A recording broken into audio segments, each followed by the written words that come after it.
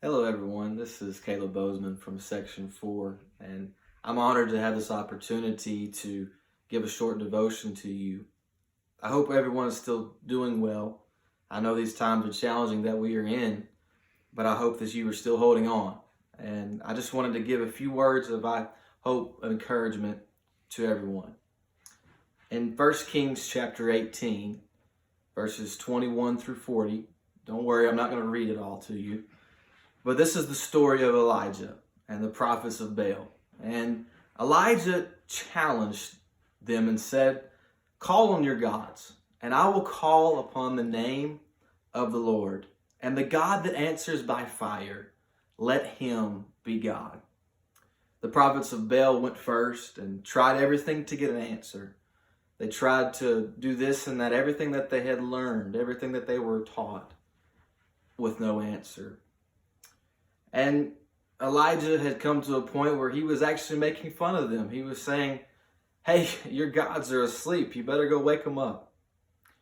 And Elijah, we learn, was actually so confident in God that he poured barrels of water on the burnt sacrifice and on the wood, the Bible says. We learn that at the time that Elijah called on God, that God answered. It's time for us to get that kind of confidence back into our spirit.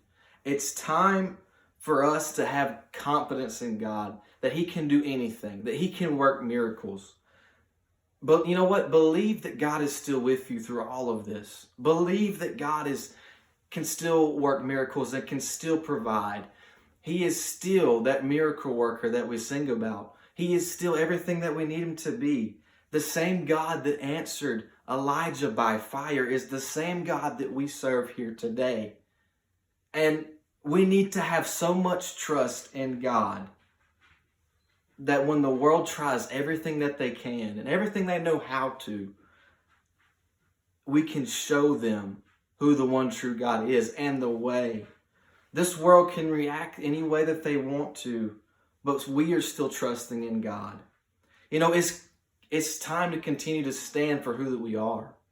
We are the children of the one true King. We are apostolic. Let's continue to act like it. Let's continue to trust in our God. No matter what comes against us, the obstacles that we face, the hindrances that come, we are still going to stand. And it's not time to give in to what the world does, but it's time to trust God more than ever. Trust him that he can give you a new job. Trust him that he can provide for you and your family. Trust him in everything. In everything, give God the trust. Because I know that our God can still do the same things that he did back in the Bible days. And we learn of many miracles that in the Bible. And we can still see those same miracles today. Because the Bible says the same God yesterday, today, and forever. That's the God that we serve. He doesn't ever change. The same things that he did back then is the same things he can do today. And he's not afraid of anything. Nothing can stand in his way. It's time to continue to connect. You need to connect more with your youth group than you ever have. Send them messages. Video chat them. Find ways to connect. You need to stay connected through all of this.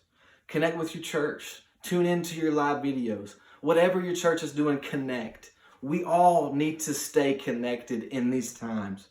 And you know what? Be involved in your community, because this world needs to see more positivity than they've ever seen before.